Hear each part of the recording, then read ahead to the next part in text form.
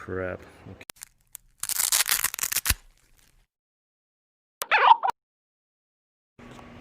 Okay, welcome back to the channel. What I have in front of me is something I've been waiting for about 6 months, ordered in April. So without further ado, I'm not going to bullshit you guys. I'm just going to take this shit off and show you. Voila! This is the Marsh Composites F-type spec hood for the V8 chassis.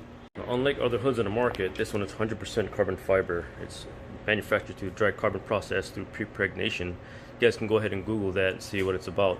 But basically it's lighter than a wet carbon hood, and this cuts down weight from the stock hood in half to 9 pounds approximately. Not only is it lighter, but it's also stronger, and it also uses the UV coating so that it has lots of protection from the elements. And the outside design I chose is the standard 2x2 twill. There's the camo type of design, there's a hex, but I just chose this because it's going to be painted, or just leave it bare as it is. As you can see, this hood has rear facing vents and not a scoop. They're strategically placed in a low pressure area of the hood to create suction behind the cooling stack to draw air out. And I've measured under my hood the piping, ETS pipes and all that. I wish that this thing fits, and we're gonna find out. Alright, so here's my current configuration with the front cooling stack, front mount intercooler. We've got the stock hood scoop. As air goes in, it's supposed to exchange heat and escape towards the rear of the car, mainly under the transmission area. But because we have this scoop, it acts as a parachute and causes lift and pressurizes the engine bay. So if we were to open up the hood, as you can see, I've already removed the fire retardant stuff or whatever it is, sound deadening, and the air will come in and be stuck all in these little pockets. Now there is some space down there where air can go through, but like I said, it'll fight with all these parts here, and we want to eliminate that. Now, I'm no professional aerodynamics consultant, but basic theory is for heat exchanging to work, you want a high pressure zone here in the very front to allow air to go in, pull heat out, and you need a low pressure zone here on the back side for heat to extract out. Now you can't do that because the air coming from the scoop will create the same pressure almost as outside. So being that I will install a rear vent going up, it'll help extract all that by using the low pressure air going over the hood here and doing its work the proper way. So with all that said, I'm going to start removing this hood and putting the other one on. I'm going to do it off camera, but to remove this hood, you've got 12mm nuts here as well as there. You've got your hood struts, which just has a nut here that you got to spin off, same as the other side, and then 12mm bolts here. Okay, so we got the hood off. If you notice, the stock hood has studs where they go through those holes. The Marsh hood has bolts installed by nutserts, so we're going to use those bolts instead of the nuts that came with the stock latch. Okay, so I got the hood on with the help of my son. I'm just now tightening the hood struts. The main thing you want to watch out for is when installing a new hood, you want to watch here, because this can touch and contact the fender right here. I put a microfiber cloth here on both sides. Make sure that while we tighten the bolts, that it doesn't damage either side.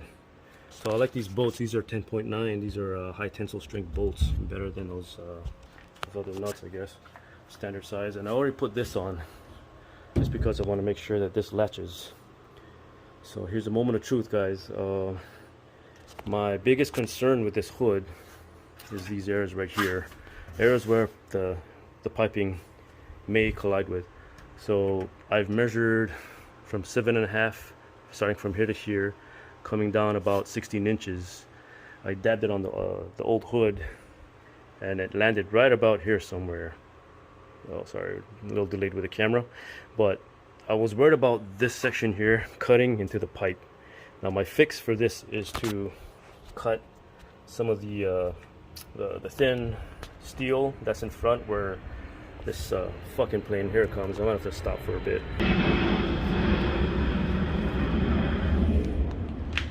Alright, so there's a piece of sheet metal down there that prevents the pipe from going more in, to move this pipe in, and then I can shove it down a little more. That was my fix for that. The other side here is another concern, where this guy might come and hit this guy here, and also possibly cut the intake pipe.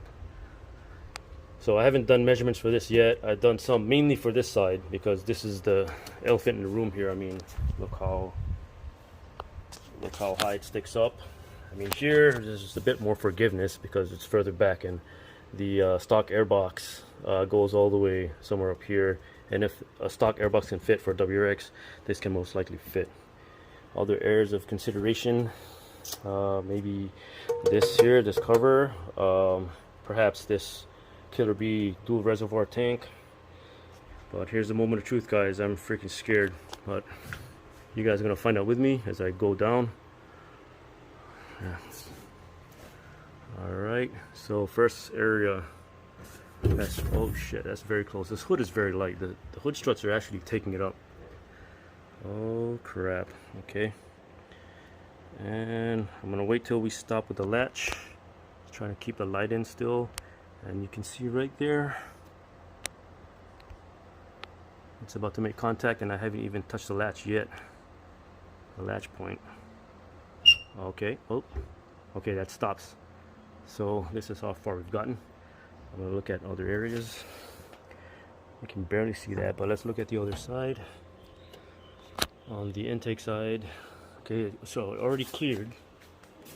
It already cleared the piping. Now we're down to the intake, and this is where I was concerned about, but we'll see. So it's coming down, and we've hit a stop, and oh, that's a lot of room. This side has lots of room. I don't have to worry about it. Let's go back to here,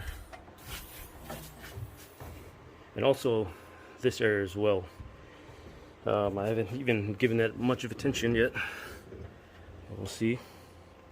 So it clears that. You can see right here. I don't think you can see, but right now it's not touching anything. Keep in mind also that the WRX ancillary hose here is the same. The radiator hose, I mean. And let's just go here. Let's just send it. So I'm gonna go down about that close, and we still got about 3/4 of an inch to drop. Okay, and it looks like it's touching. I don't know, we'll see. Okay, so the hood's up. I don't see any touching. I mean, you're not going to see anything here. Let's try again. Oh, damn, hood's going to fly up. This is hard to film with this phone. Oh yeah, it's not going to touch. It looks like it is, but it doesn't touch. And it's got a lot of room to move around with. Lots of wiggle room. Yeah, lots of wiggle room.